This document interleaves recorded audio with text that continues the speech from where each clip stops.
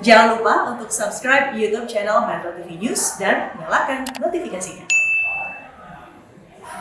Pemirsa, bagaimana perkembangan penanganan dua penyakit menular yakni hepatitis akut dan penyakit kuku dan mulut yang dilakukan oleh Pemprov Jawa Timur? Kita akan segera bergabung bersama Fatma Ayu dari Surabaya. Fatma, bagaimana perkembangan kasus meninggalnya seorang anak yang diduga terkena hepatitis akut? Ya, sebenarnya ada 4 kasus besar yang saat ini sedang diteliti oleh Kemenkes Republik Indonesia. Salah satunya yang ada di Jawa Timur atau dua orang anak dan juga bayi. Dan yang satu ini kasusnya di Kabupaten Tulungagung, di mana seorang perempuan berusia 7 tahun, seorang anak perempuan berusia 7 tahun ini pada tanggal 6 Mei 2022 ini dinyatakan meninggal dunia setelah beberapa hari dirawat di Rumah Sakit Dr. Iskak Tulungagung, dan disinyalir atau diduga ini anak tersebut adalah atau diduga didiagnosis ini terkena hepatitis akut, dan pasien anak meninggal tersebut ini terindikasi diduga hepatitis akut karena belum diketahui sebabnya. Menurut dari laboratorium tidak terdeteksi adanya virus hepatitis A, B, C, D maupun E, dan saat menjalani perawatan di RSUD Dr. Iskak Tulungagung, pasien tersebut juga mempunyai riwayat perjalanan di Kabupaten Jombang, Jawa Timur. Namun saat ke Jombang, ini pasien sudah dalam kondisi yang sakit, dan menurut keterangan dari keluarga sendiri bahwa pasien atau juga anak yang meninggal dunia tersebut tidak memiliki riwayat penyakit yang serius sebelumnya.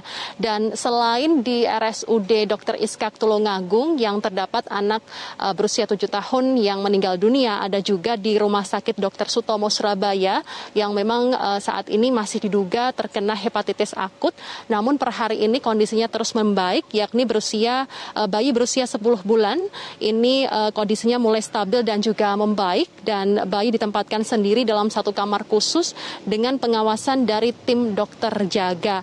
Dan dari hasil rekam medis sendiri, kondisi pasien bayi 10 bulan tersebut saluran empedunya ini yang sebelumnya sempat bermasalah di awal masuk ruang isolasi khusus, saat ini juga sudah mulai membaik, dan untuk sementara tim dokter menyebutkan bahwa pasien mengalami sindrom jaundice atau penyakit kuning akut, sehingga penanganannya hanya terhadap gejala-gejala yang dialami penderita saja.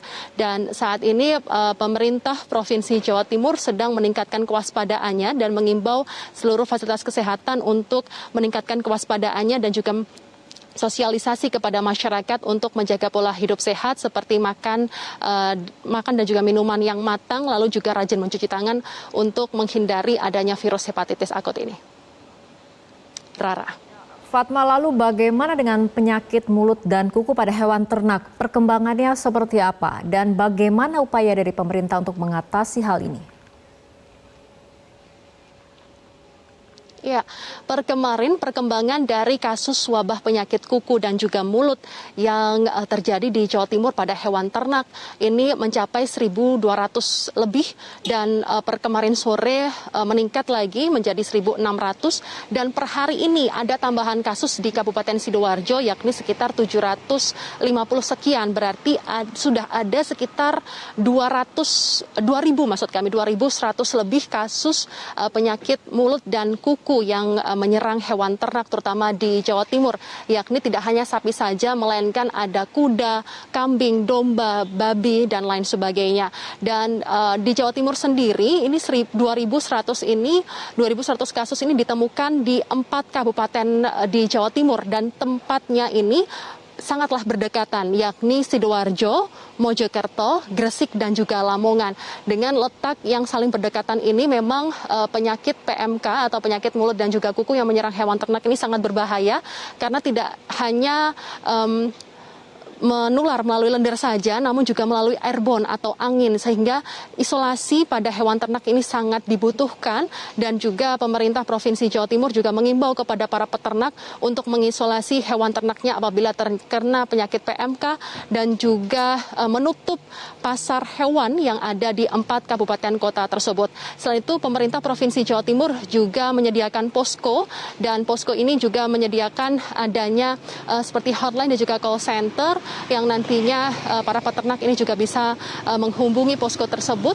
Dan saat ini pemerintah Provinsi Jawa Timur sedang melakukan rapat bersama Menteri Pertanian untuk membahas bagaimana langkah selanjutnya yang akan dilakukan oleh Provinsi Jawa Timur agar tidak menyebar ke kota-kota yang lainnya dan juga provinsi yang lainnya. Demikian Rara yang dapat kami laporkan langsung dari kota Surabaya. Kami kembalikan ke studio. Fatma Ayu, terima kasih atas laporan Anda.